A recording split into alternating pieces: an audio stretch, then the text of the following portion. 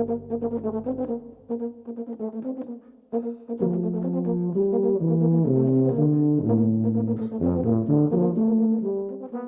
and welcome to episode 42 of the Brass Junkies. I am your host, Andrew Hitz, and I am joined by my co-host, Lance LaDuke. Lance, how are you?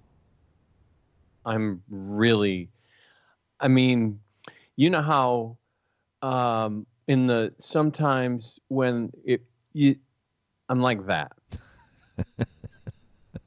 I was in a master class the other day, and I started a sentence 6 times Cool. in a row. Yeah, it was fascinating. It was fascinating to be on my side of it.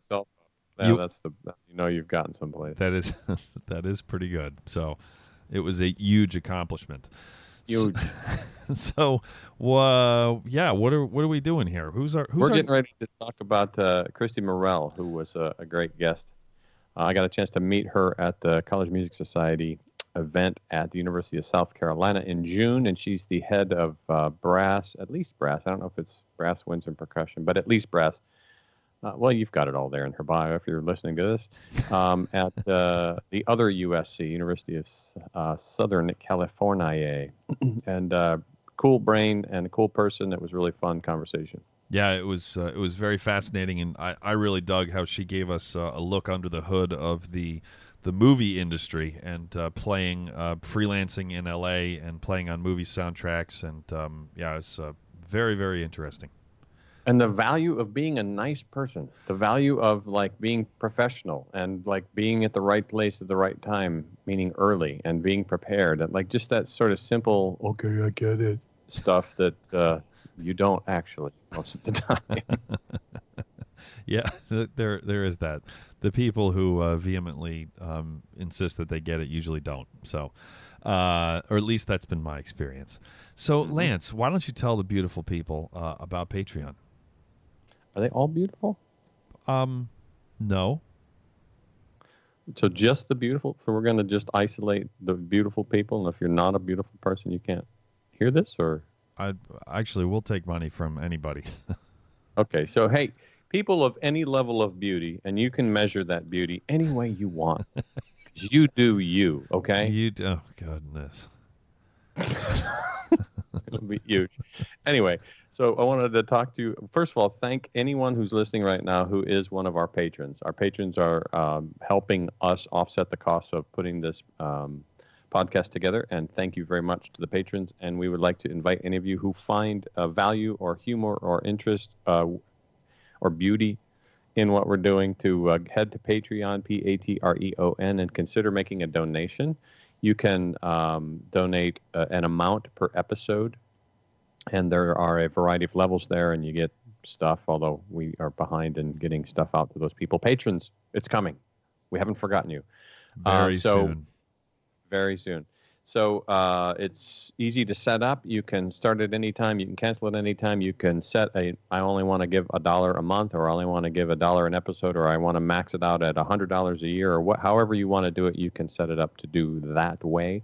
We're going to start releasing exclusive Patreon content here over the next month, I would say. Sometime, I'm not sure, this one will air when. So sometime in the month of October, we're going to start having Patreon exclusive stuff that you'll only be able to access if you are one of our patrons. And as an additional incentive, we've made it no secret in life and on this show how we feel about trumpets and trumpet players. So Andrew and I have we've committed to something that we hope might push you over the top and push us over the edge. And so once we reach $50 per episode, Andrew and I will each pose in a photo shoot holding a trumpet. A little part of me died just to say that out loud. It took me back a little bit. So if you want to see us publicly humiliated, yeah, we're within what, $14, $13, something like that. So yeah, you could be the one that puts us over the top, and who wouldn't want to see that? I mean, really. And every donation means a ton to us. It's way more work than you would ever imagine to do this, and so it really helps to pay for the stuff and lets us know that you value what we're doing. So thank you very much for that. So the beautiful and the non-beautiful people. So that's right. And also a thank you to Parker Mouthpieces for providing our hosting. Parker Mouthpieces offers fine, customizable component mouthpieces for horn, trombone, euphonium, and tuba, including the Andrew Hitz Artist Model tuba mouthpiece, which is by far the best one, and the Lance LaDuke Model euphonium mouthpiece, which is also what? As in, anyone can get a deal with Parker Mouthpieces. Find out. Sorry, that's not part of the thing. Find out more at parkermouthpieces.com or follow them on Facebook, Instagram, and Twitter. So he should have like a little theme song thing. He should have. He should maybe. Parker Mouthpieces, we will help you blow. No. I think. No. I think that. Well, if he doesn't copyright that, someone's going to steal it because that was. Pretty. That was great. So. All right, we're going to. I think we're going to drop right into this Kristy discussion so that we can. I don't know how I'm supposed to segue out of you writing a jingle on the spot. So without further ado, here is our conversation with L.A. horn player Kristy Morrell. And today we are joined by a horn player and teacher, Kristy Morrell, from the University of Southern California's Thornton School of Music. How are you doing this morning, Kristy? I'm great. Thanks very much. What time is it where you are living? This is very early for me. It is 7:40 a.m. on a Saturday. Who would do that to you? You know you're not getting paid for this, right? Yeah, that's right. All right. Yeah, Just... I know it. Such is my life. I do all kinds of things at bad hours that nobody pays me for. Involving the French horn. There you go. That's funny. I wish that this was on my other podcast, The Entrepreneurial Musician, because then I'd ask you, well, how can everyone else do a bunch of things at bad hours that they don't get paid for? That would be kind of defeat the purpose of the podcast. So, so how long have you been at USC? I have been at USC.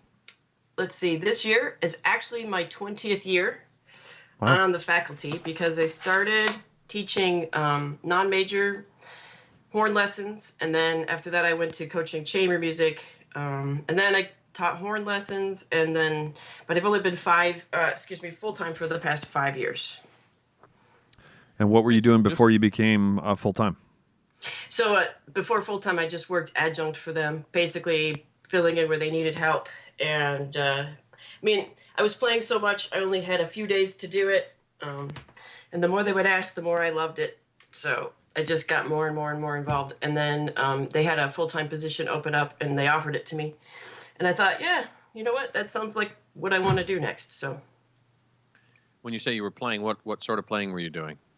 So I play in the Los Angeles Chamber Orchestra, and I play at the opera, too, at LA Opera. And but mostly I was doing recording for motion pictures and television. So, how'd you get started doing that? How do you, that's one of the that's probably the question you get asked more than any. Well, people want to know two things. What movies did you play on that I've seen? And then how do you get started doing that? So it's funny because people ask me that all the time. What movies have you played on that I've seen? So I actually have one that you can go see this weekend, and I played on Finding Dory. So go see that. So every year we get a statement of the movies, and it says like what you've played on. And I've played on probably 400 films in my recording career so far. That's on my printout. That doesn't count records, and it doesn't count TV shows. So I tend to forget them almost immediately because I'm forgetful. And also because there's so many, and you do a day here and a day there. So when you work on a movie, it's not the whole thing. You get called for each day. So there could be weeks when I was working on many different films. So, and sometimes they have working titles where they actually change it when it comes to the big screen. So, I've played on probably most movies that you've seen that were made in Los Angeles that were recorded during that time. I'm fairly certain I was on it at least one day. So, how do you get into it? The way I got into it was I won my job in the chamber orchestra. In LA Chamber, and they had an audition for second horn, and I won it. And then literally the next day I started getting, back in those days it was phone calls. I got calls from contractors. Can you do this film? Can you do this film? Because they, you don't audition for those spots, so they have to have some way of knowing who can play and who can't. I see. And yes, it's people's word of mouth to a point, but every once in a while somebody will refer somebody who is not really qualified for reasons that we can all guess. And unfortunately, it costs money in the recording studio. So, you don't want those people playing trumpet or whatever and messing up the date. So the contractors have different ways of making sure you can play. And that's one of them. So, certainly if you win a job in the chamber orchestra or in LA Opera. Pacific Symphony is another place where if you win a job there, then the people who contract on the major motion picture films are going to check you out. And you'll at least get a chance to come in and show what you can do. Do you play anywhere from the first book down to the fourth book or eighth book or whatever? You end up in a general spot? Usually for what they do is they hire a principal for each section. I mean, in the winds, I don't know how the strings work. So this comment only applies to like winds and brass. So they hire a principal and the horns, and then it's usually like 8 horns. And then the other 7 are just hired, and they don't actually care where you sit. So the protocol for that is you go and you sit in the last chair, no matter who you are. Even if you're, the brand new whatever principal, wherever, you sit in the last chair until the principal who's hired will tell you where they want you to sit. I see. And you do that for a long time until you're sort of, then everybody sort of knows, well, so-and-so's here and they've been doing this stuff for 15 years. Let's move them up because they know what they're doing. Stuff like that. I see. Well, that's Fascinating. kind of fascinating. Yeah. Are there other sort of unwritten rules like that, or sort of protocols that we all just there are. So, by the way, if you're in the woodwinds, though, then you know kind of where you're going to sit because the book has the doubles. So you need to know whether you need to bring your piccolo or if you're the clarinet, if you've got to bring all your, so that's different for them. So they kind of know which book they're going to be playing. Other unwritten rules for the recording studio, yes, there are a few. The most important one is, you're supposed to sit in the last chair and not talk to anybody unless they talk to you. Because it's a freelance environment, I've seen this rule broken, and people are funny. They have absolutely no, if you go into a new environment, once you sort of look around and see what other people are doing, I mean, just in general, everywhere you go, there are people who've come in and on horn and first thing they do is put down their stuff, go around the room, find the contractor, shake their hand, and hand them their business card. Now imagine if you're the principal horn on that date. What are you thinking?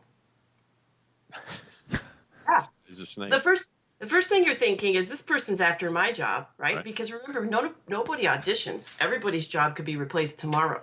And the second thing you're thinking is, I'm never having that guy back. Right.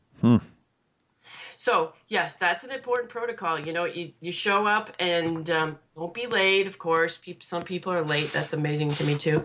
You sit in the last chair, and of course you're friendly when people come up to you, but do not use this as an opportunity to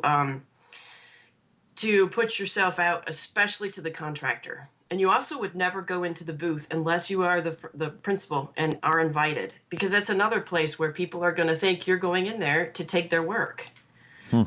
Besides, you're a nuisance in there. If you're the 8th horn, they actually don't want you in the booth. Sure. they don't care what you have to say, actually. And there's nothing that you could add to the conversation.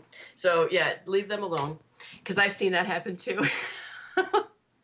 So over the years that you've been doing that, how, if at all, has the vibe changed or the situation changed for the players? Or is it pretty much the way it was when you started? No, it is not. It was very different when I started. First of all, when I started, that was almost 20 years ago, there was a lot more work. And there were a lot more players coming in and out of the scene. So the freelance scene in general had a lot more people in it.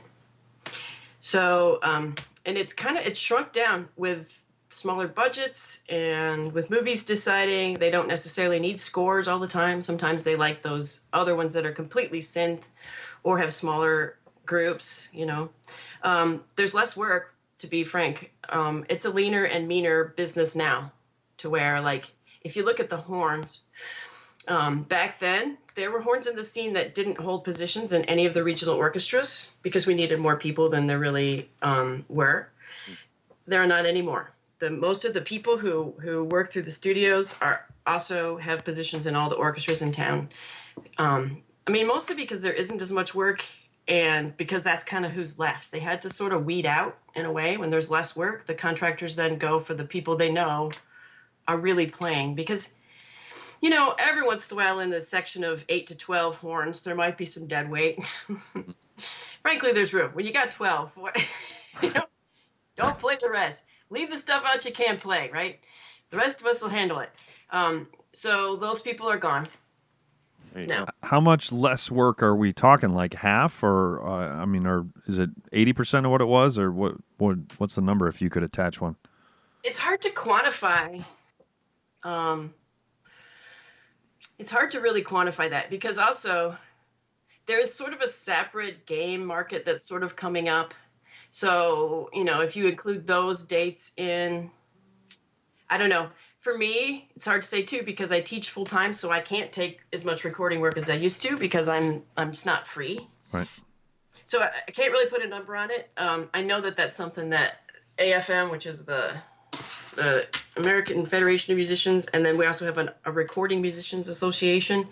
They keep track on all that, and they do what they can to make sure that there is still recording coming to LA. Because, the other thing is a lot of them are leaving, going to other countries, going to other cities.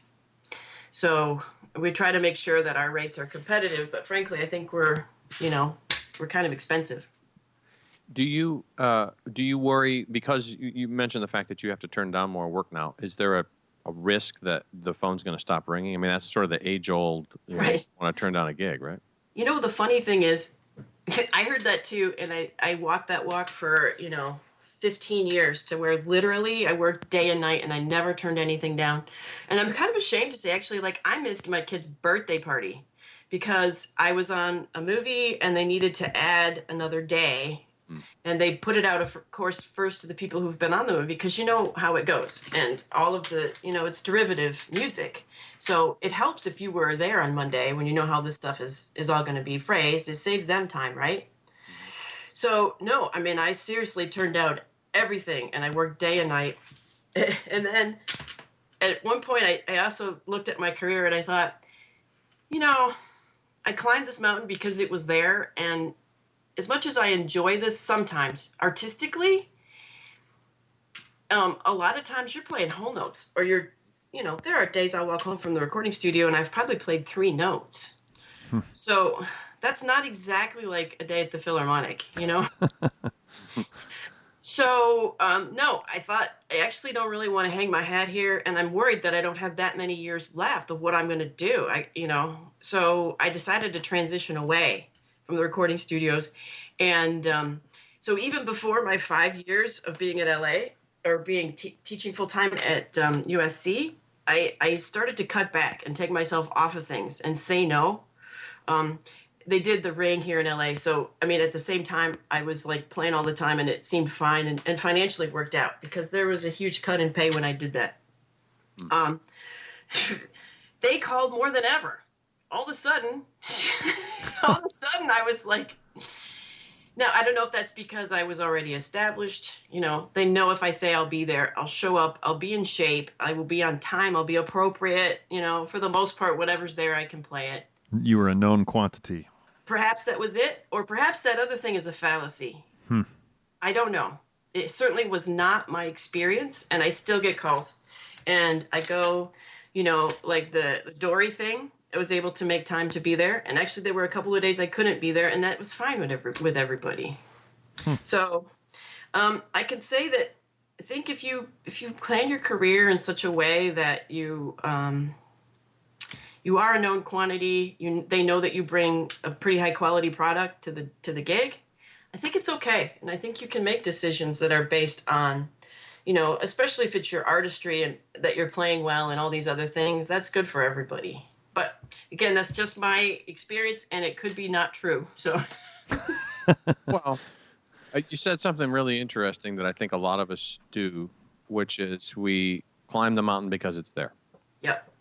And you're in an interesting position where you've had that experience, and you've gone through this sort of soul searching and decided, well, how much is too much? And now you're in a position that you're leading a whole bunch of young, bright-eyed, bushy-tailed people like we used to be.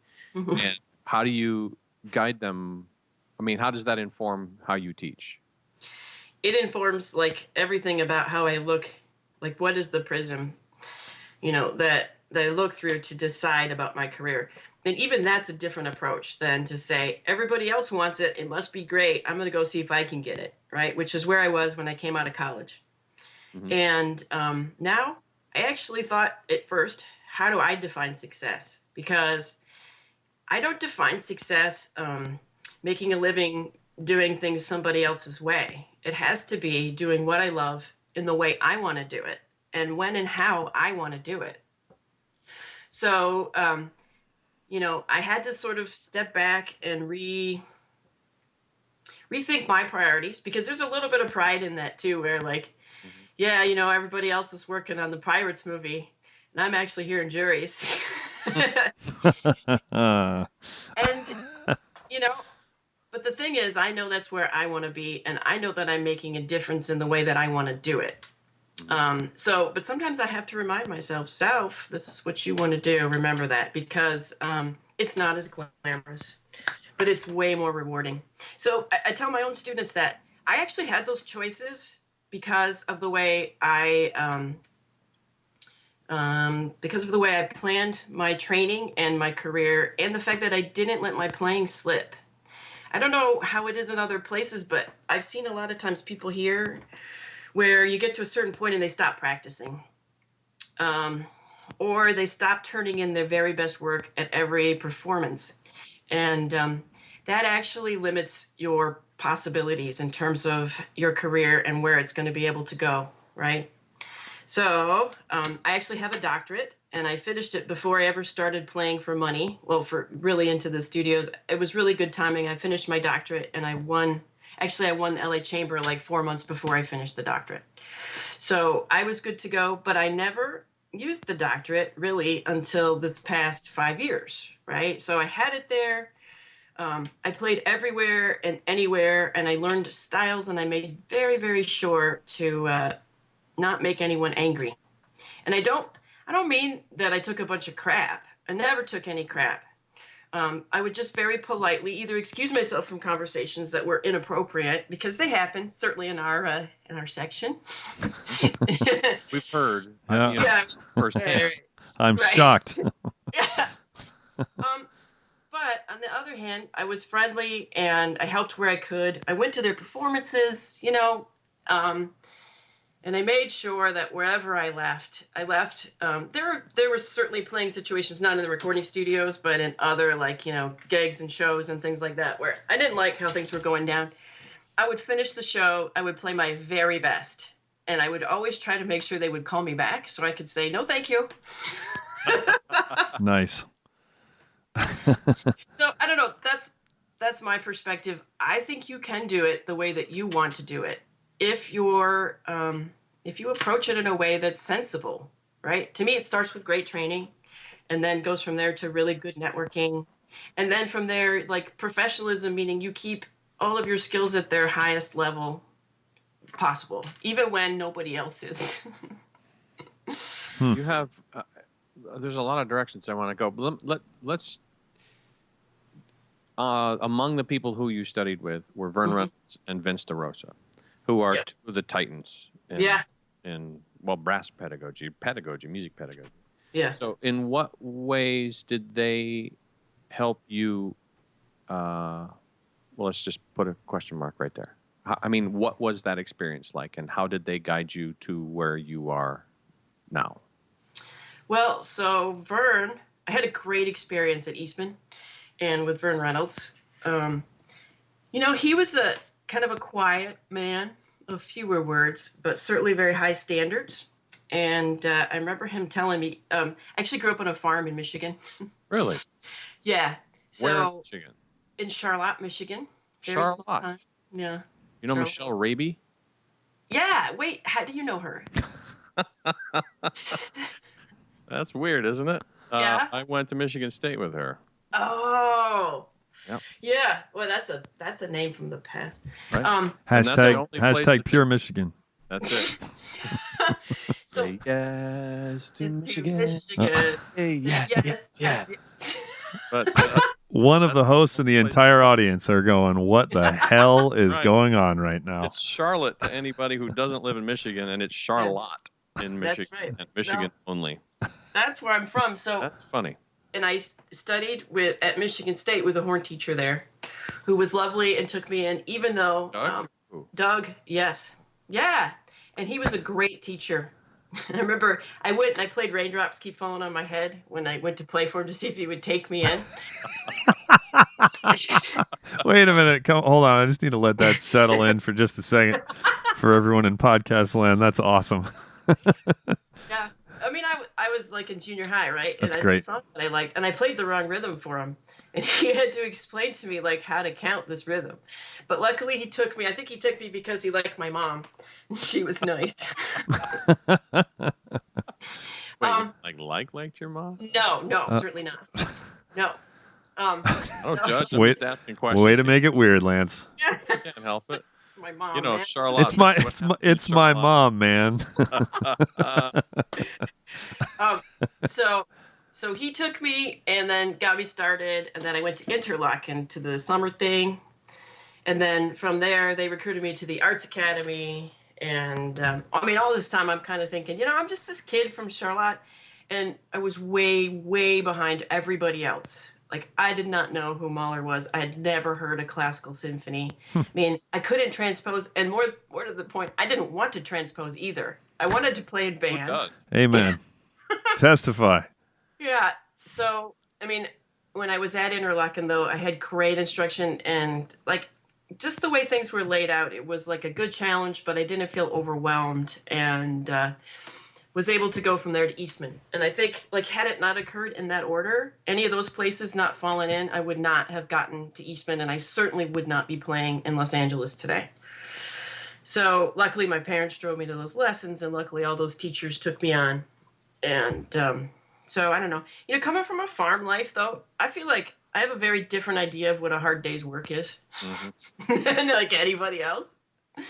And it's just, I look around at the end of the day, yeah, sometimes we do work very hard, but that's nothing. That doesn't even begin to approach. I don't remember if I've told this story before. I went to the University of Akron to work on a master's, and my teacher, Tucker Jolly, awesome name, by the way, if I was complaining about a rehearsal or just something dumb, it wasn't clear how long you had to be into complaining about the thing, but at some point you will have initiated the launch sequence for how to dig a proper ditch, which was about a 7-minute long, and like you used the shovel was the measuring tool, and it had to be 2 shovel lengths. And once you had initiated it, you were going to hear the entire thing, and he was going to explain to you the way to dig a proper ditch. That's awesome. And it's like, you just sit there and take your medicine. Like, okay, about the 3rd time I heard it, okay, I'll keep my mouth shut. That's a really good way to approach that too, because musicians complaining is like an art form to us, and it doesn't help. I really personally try. The worse the gig is, the harder I try to only say good and positive things. Yep. It just makes it worse for everybody. If it's hot in there and the last, somebody's always got to complain about that.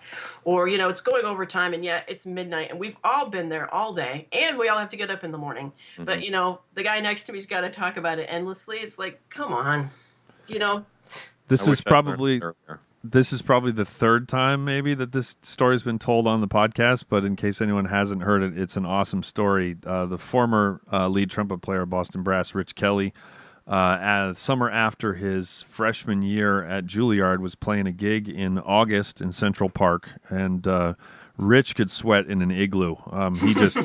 He's always sweating a lot, and it was 100 and something degrees, and Manhattan is a disgusting place in the month of August. And he's playing all like 3rd trumpet on Sousa marches, just going dut dut dut dut dut dut dut dut for 2 hours, and there was barely anyone there. It was a miserable gig. The woman who was playing 2nd trumpet next to him, a few minutes in, told him that he sounded really good. He said, "Thank you very much." 20 minutes later, she said, "You sound really good," and he said, "Thank you so much." And he was just playing his part and smiling. And then she said, "Have you ever played on Broadway?" And he said, "No, I just got to town, a year ago." And she said, "Well, would you ever like to?"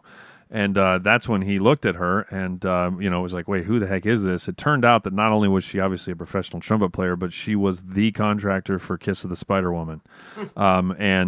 Rich ended up playing, and he's maybe the most gifted musician I've ever played with, other than you, Lance. Yeah. But he's so phenomenal that he ended up getting kicked out of Juilliard a few months into the following year because he was working so much. And it was all because he was not a pain in the ass to this woman, because in spite of being a trumpet player, she did not shake his hand when they met and say, "I'm really important, be on your best behavior." And she was. So, yeah, it's a great lesson for all of us because we've all got that pain in the ass switch, right? But you get older and you start to save your opinions, which you nailed it, right? It never makes anything better. It doesn't make the people around you better. It doesn't make the situation improve. It doesn't make it less hot. It doesn't make the person next to you's time suck any less. It doesn't, it doesn't make the arrangements better, whatever. It's like, yeah. And so people that, like you, that could be miserable and yet you're smiling and only saying positive things, and of course and you play your ass off, and of course we're going to call you. Why would we not call you at that point? Yeah. Well, something that you said, and I have to kind of go back to, in my experience, the more important somebody is, the less they will tell you. Yes. Because they're usually smart enough to let your artistry speak for itself, and they know what they're looking for. So not only should you not tell people how good you are. She's talking to you, trumpet players. Yeah. Yeah. I mean, my grandmother knows how good you are, right? Just shut up and play. Nobody wants to hear it. Right. And beware, because the people you're thinking are going to tell you how important they are, so that way you can turn on your professional switch or your I'm going to play well switch. Right. They're never going to tell you that. Right. They're not going to get the real version of you at that point, and the real version of you is going to come out to play eventually, even if it's a couple years later. I mean, you're not. My wife jokes that when we first met that she was dating my representative who was holding every door, and my representative is a killer catch. It just turns out that he wasn't real. So, but yeah, so they don't want your representative, right? They want to know who the real Kristy is. They want to know who the real Rich Kelly is, so that they know what they're getting, and so that when you're not having a good personal day, you're going to come in and still sit in the last chair and not speak until spoken to, and not march into the production booth, and et cetera, et cetera, et cetera. Yeah. Well, and again, if you can play, we all know. Right. You don't need to tell us anything. Sure. So yep. If you catch yourself saying that, maybe stop.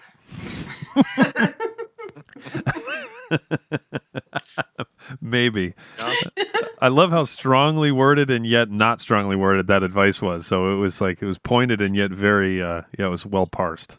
How about you try to not be a jerk today? Yeah, exactly. Do me a little favor, would ya? Yeah.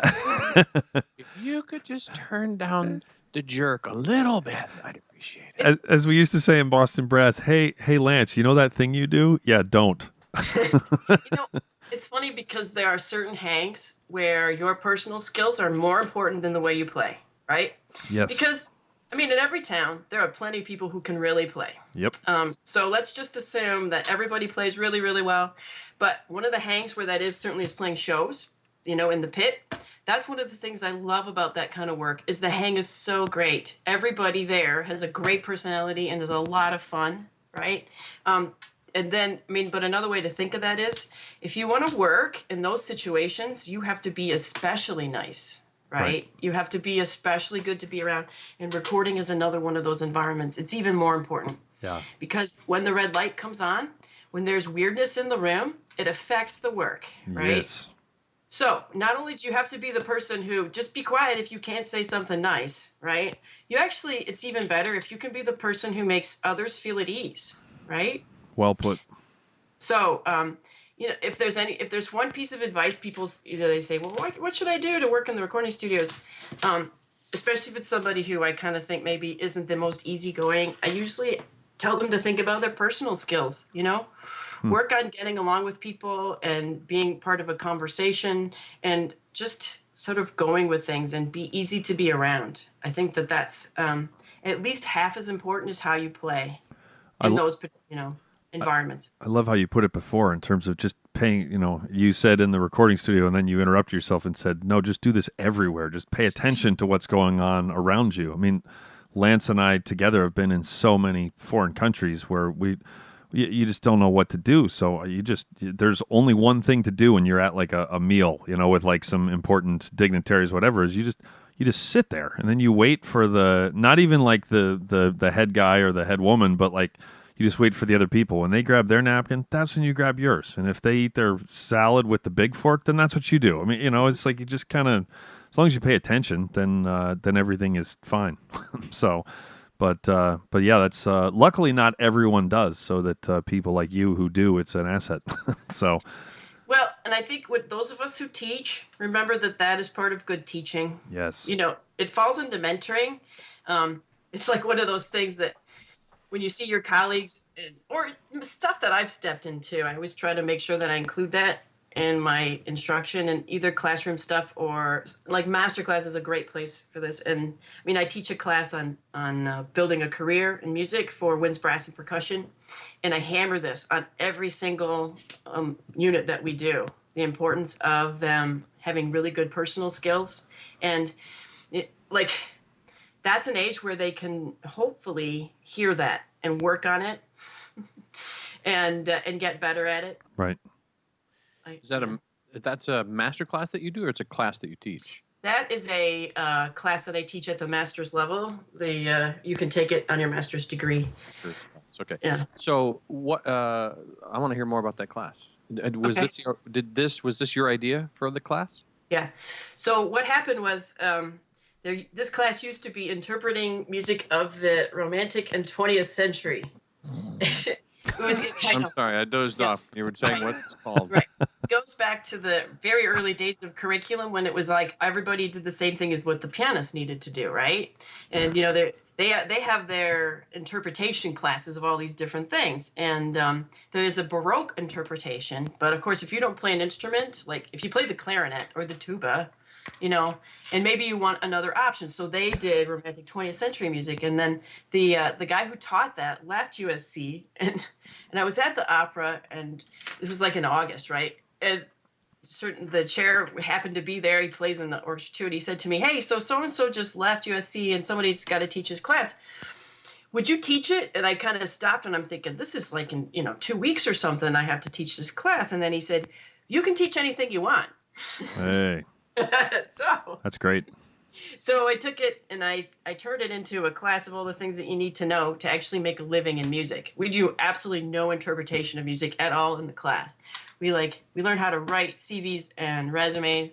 We do networking and protocol, how to build a studio for private teaching, how to handle the billing, how to deal with parents, how to get students. And then from there we go to preparing for auditions. And then we go to injury prevention and musical wellness. And then the last unit is entrepreneurial thinking, where we talk about all the different kinds of ways people make a living in music and sort of personal finances in there, looking at the way, like, what is your skill set? What are your other interests? All that. And I think, Lance, we talked about this. This was the class where I actually had one kid once say to me, because I always say you should have 3 revenue sources in your career, always, no matter where you are. Even if you're a physician, I think having 2 other revenue sources is a really smart way to balance your career. And he said to me, I think that's a very negative way to look at this, and I don't appreciate it. I think that you're either assuming that we're not going to make it, or that it's a terrible way to make a living once we get our big jobs in the orchestra. And, in that moment, my first thought was, oh my gosh, we have a lot of work to do with these people, right?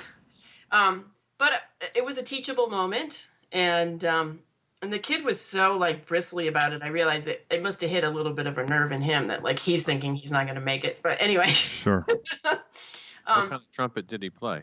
He played the bassoon. This is the uptight bassoonist I've ever met in my life. Wow. I've always wondered where that guy was.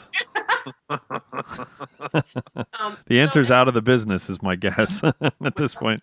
He was a very fine player. I don't know where he went after that. I didn't keep in touch with that one. But no, so I think since then I've certainly noticed the students coming through have a different idea of that. But clearly this is an area that the kids need help with, right? So anyway, that's my class. if you don't put your all into getting a big gig, then you don't really have a chance. But because you put everything you have into preparing, doesn't mean that you will. And so that's really scary, kind of ghosts under the bed. We don't want to look at it or admit that that's possible. It's possible, and even when you do get your big gig, you have to have those other. Right. Because look, I had a big gig, right? What if I didn't balance my career with other things? I couldn't have left the recording studios. I would still be there working 24/7 and not enjoying what I do. And I probably actually wouldn't have a family at this point either, because they would have gotten mad and left me. So that's exactly what I needed to do with when I left Boston Brass after 14 years, was because I wanted to start a family, and I didn't want to be on the road for 5, 6, 7 months a year if I could help it. And so I luckily had it was actually, I hate saying nice things about him, but it was the influence of Lance joining the band, where he hit me to like Gary Vaynerchuk and some other authors, and then I started ramping up all this other stuff, which happened, Lance is now taking credit visually. So yeah, exactly. Patting himself on the back. Yeah, exactly. Ouch. That's something that Kristy didn't say before, is that it's really awesome when people on a recording session, when they nail a really difficult part, when they give themselves a fist pump. So that's always super endearing. Yeah. Like, did you hear how good my tuba part just sounded? But I started ramping up a bunch of other stuff, which then enabled me to step down from Boston Brass, which was, and so exact same thing as you. If I didn't have other things going on, then I never would have been able to leave, which was what was best for me and my family and Boston Brass. I mean, it's like all parties concerned are happy with the settlement that was reached. So important. I think it's psychologically healthy too, to show up to the kind of work where you want to do it, right? Yeah. So even the guys who have the Philharmonic, they often do other things as well. And so it's a good insurance policy for them. If they were to have an injury, for example, right, then they have other places they can go. But it's also like just a nice sort of, let's just say the maestro has decided he doesn't like you this week. You're not going to sweat it too hard when you could actually go other places and still pay your mortgage and be able to play your trumpet or whatever. Right? Plus it brings in a depth of expression to what you do. I think it's a good thing from all perspectives that you have your other things that you do besides just play in the orchestra. So, do you mind if we go in a slightly different direction? No. It's related. You teach at USC, and your boss is Rob Gutierrez, and yes, you're doing you as part of that institution are doing very, very interesting things at the curricular level. And I get the sense that it hasn't fully reached your end of the building yet, but it's about to. Can you kind of give us a overview of what's going on there and where things are going and how you are going to be a part of that? Well, some of it has kind of reached my end of the building. Like we started the popular music program, and we also have a songwriting major. Like you can actually come to USC and major in those things. So, for example, it came to the horn studio, and it does every year, because one of the assignments that I give them, you have to write a horn ensemble arrangement each semester, so that by the time my kids leave USC, they can arrange music for horns, which is good because we need it, right? There aren't that many really good ones. So in the fall, they do usually something like holiday music of their own, and then we do a little concert. And then in the spring, they do popular music. Because I think it's really helpful for them and for their teaching to be able to put these things together. But of course, we have to use a rhythm section. And just imagine, if you're a rhythm section player, how much fun it would be to play with 14 French horns. I bet it's as much fun as I'm imagining. Dream come true. Because the truth is, I mean, I can say it, we're not the hippest crowd, right? And our time is talking very to a euphonium player and a tuba player, so straight on a curve. Yeah. So the first thing they have to do is help us to play in time. And if you're playing popular music and the drum set is there, I mean, a lot of the kids have never really done that. So it's great because they come in and they're very helpful and they're super happy to be part of this, assignment. And they They actually helped us learn how to read lead sheets. It's great. So, yeah. So it does kind of come to our end of the building. There's some really nice collaborations that go on with the students in that way. So that's very exciting. I mean, yeah, we're kind of rethinking at USC. What do you need to know? Like, how are you going to prepare yourself to make a living in this world of music, but still coming into it with a great skill set? And that's a really hard thing, because usually when you're looking at curriculum like that, it's like something's got to go. Right. So the example that I gave of like interpreting romantic and 20th century music is a no-brainer. And there's the low-hanging fruit like that in every curriculum that you can certainly get rid of.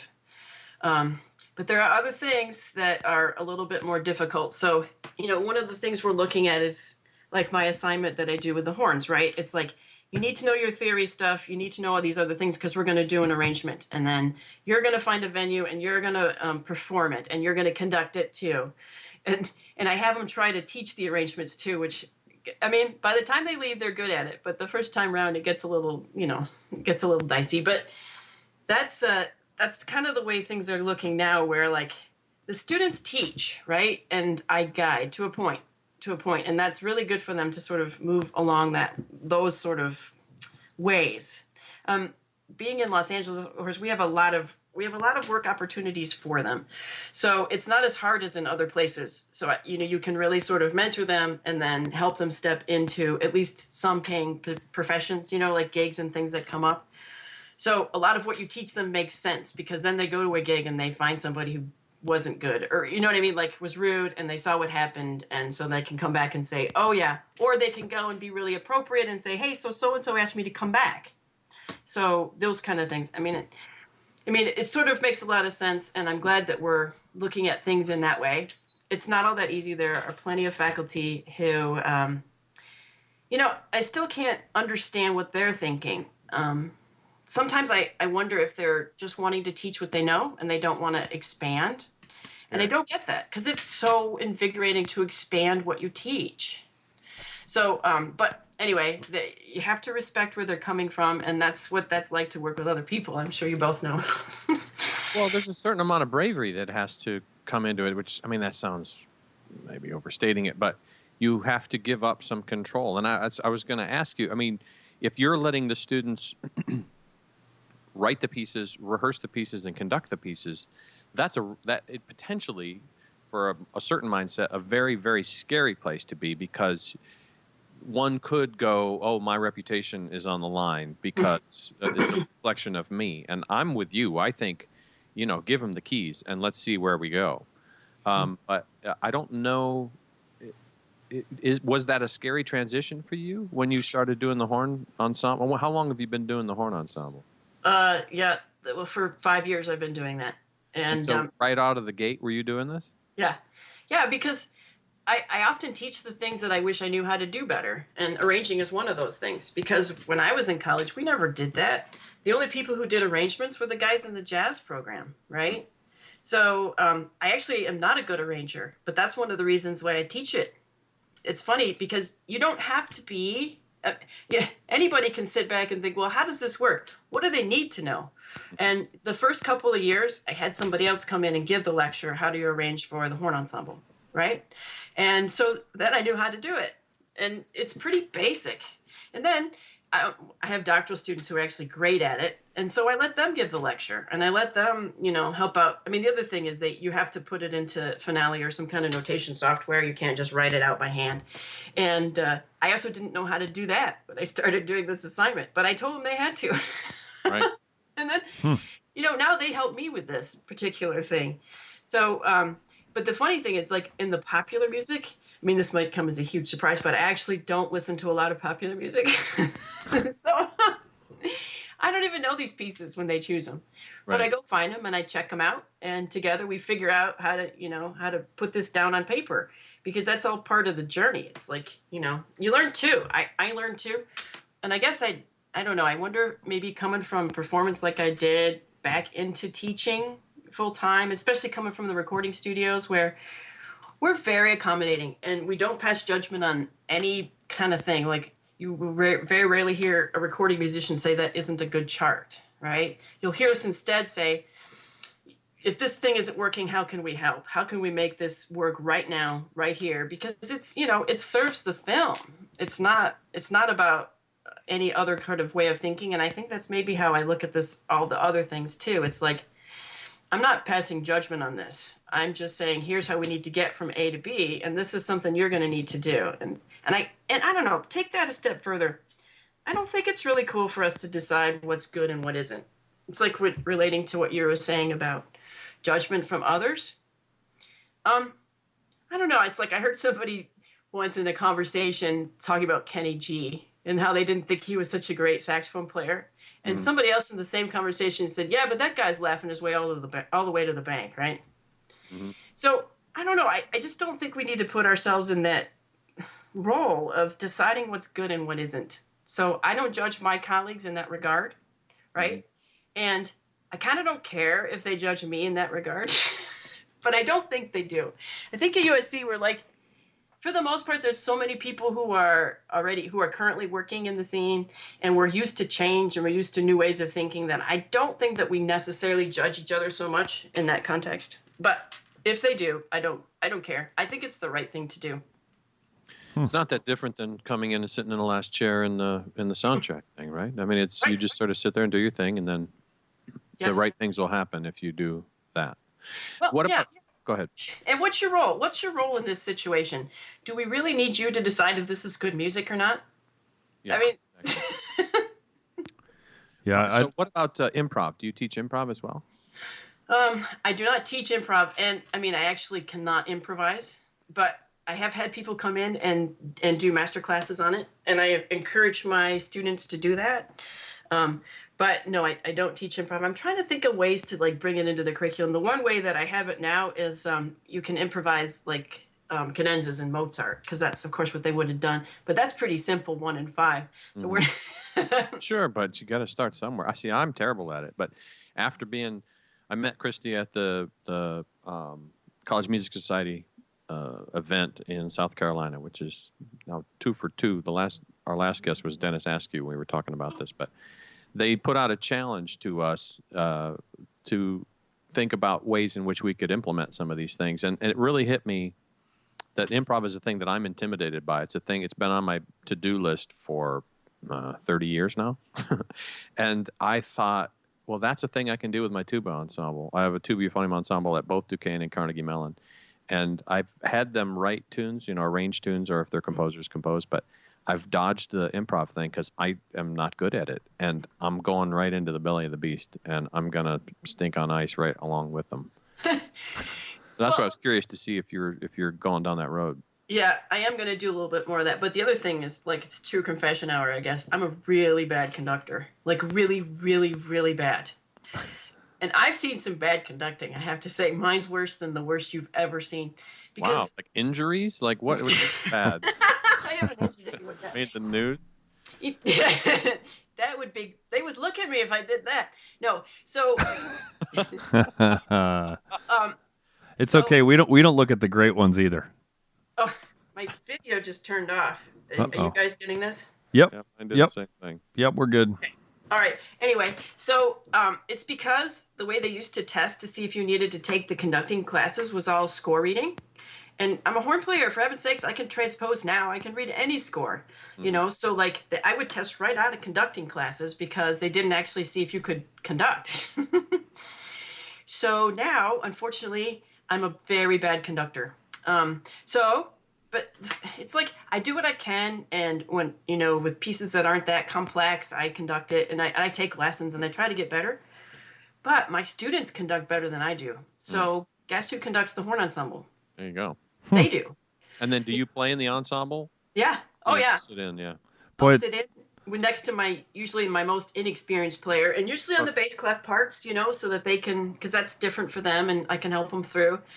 And otherwise, if I have 2 of them on there that don't really read the clef very well, we get some funny notes. But boy, you're describing your approach to all this is just a textbook growth mindset, which is awesome. Which is just that that if you've never conducted before, of course you're going to be bad at conducting. So, and it's human for us to be worried about being bad. Well, you don't need to worry about it. You're going to be bad. but that's the point, is to learn. And you were talking before about how a lot of teachers, teach how they were taught and what they were taught, and that you keep on going outside of that and trying to, and are not scared to bring in people to, well, if you bring in someone to teach your studio about arranging the horn ensemble the first couple of years you did it, then you are telling your studio that you're not good enough to do it yourself, which that's a great example to be showing them, which is just because it's not like you've done it for 20 years and you're terrible. You just haven't done it. I mean, so that's great. And I think there's a whole lot of successful musicians in the business who have that growth mindset, that are just like willing to learn and to not waste time and energy putting up a front and just avoiding subjects all the time of what you can't do, and then just saying, well, I can do it, I just haven't done it yet. That's great. Well, I think in humility, yes, you're showing them the greatest example of learning, right? Mm-hmm. Because, well, also getting back to like our conversation about old ways of teaching, the oldest way of teaching is one master and the student who drinks up all of your knowledge, right? Right. I don't want to do that, and I don't think that is the future, and I don't think that empowers them to be great thinkers, right? I don't know what we're turning out when that's the model. So the first thing that I do is to show them that I don't know everything, and that together we form a community of learners, because I want them to feel, I guess there's a vulnerability in that, right? To admit that you don't know something. Sure. But that's the beginning of learning. Right. So, there's lots of stuff I don't know, and I'm happy to share that with them. And then they, too, will be honest about what they don't know. And together, I hope that we move on learning stuff. Well, it's a safe environment to explore and to fail and to try and to reach and all that stuff. Yep. Right. Hand in hand with humility is remaining teachable. So, exactly. And when the professor who has accomplished as much as you have on so many different fronts, when you remain teachable, boy, is it difficult for a student to not be doing the same thing. So, yeah, you lead by example there, and they tend to follow with you. So, well, I'm sure being in Los Angeles that you have heard about our dear friend Jens Lindemann and the chop problems that he's undergoing, and so we were wondering if you had maybe some words of encouragement that you could offer up to your friend over there in Westwood. Well, Jens, I think maybe you should get a copy of my book, Musician Heal Thyself. Yes. Which is available on Amazon, and I actually have many helpful tips on maintaining healthy embouchure and avoiding performance injury. So I almost hate to joke about that, but no, plug away. Yeah, plug away. Absolutely.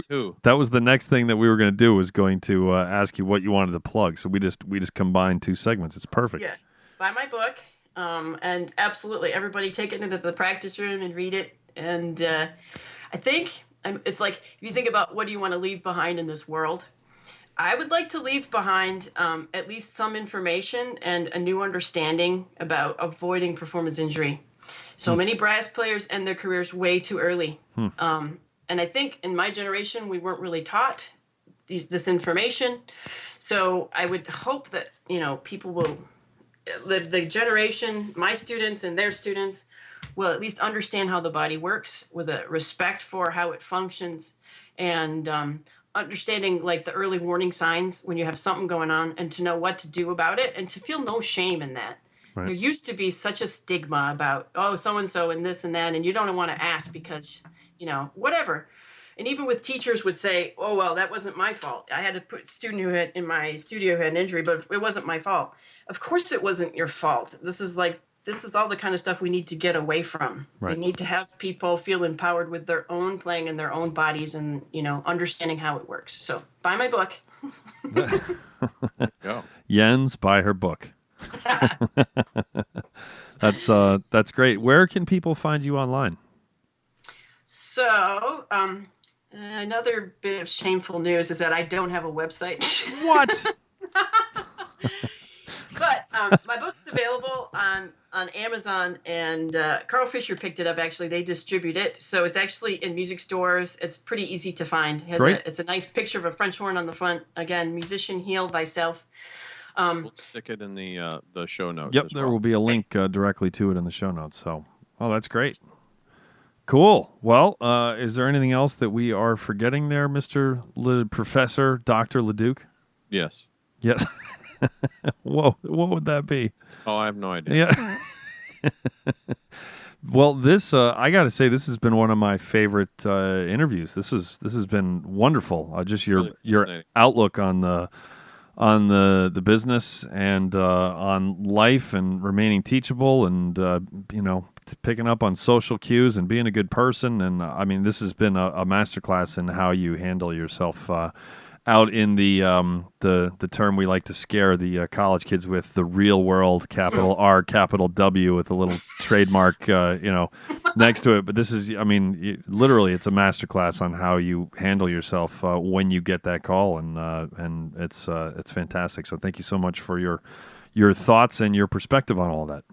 Well, thank you for including me in the discussion. It was really fun to hang out with you guys. It's pretty funny. I was sitting in the back with a whole bunch of tuba euphonium player friends, and we were just like cracking jokes nonstop at this CMS thing. And then I don't know how you got sucked into the vortex of it, but Kristy all of a sudden ended up being in the vicinity of the troublemakers. And then the next thing I'm like, hey, you want to go on the podcast? Sure. Who are you? Who are you? That's what she was thinking, but she said, "Don't." I didn't know how to take that part, but. All right. Well, and a huge thank you for waking up at dark 100 hours for this highly compensated podcast appearance. So, all right, everybody, go thank her for waking up so early and go buy her book. So that's an order. So, all right, that does it for another episode of the Brass Junkies. You've been listening to the Brass Junkies on the Pedal Note Media Podcast Network. If you would like to help support the podcast in order to make more episodes like this one possible, please visit pedalnotemedia.com/donate for more details. Also, be sure to check out our latest recording, The Brass Recording Project, at brassrecordingproject.com. The Brass Junkies is produced by Austin Boyer and Buddy Deschler of the Fredericksburg Brass Institute. Executive producers are Andrew Hitz and Lance LaDuke. This has been a presentation of the Pedal Note Media Podcast Network.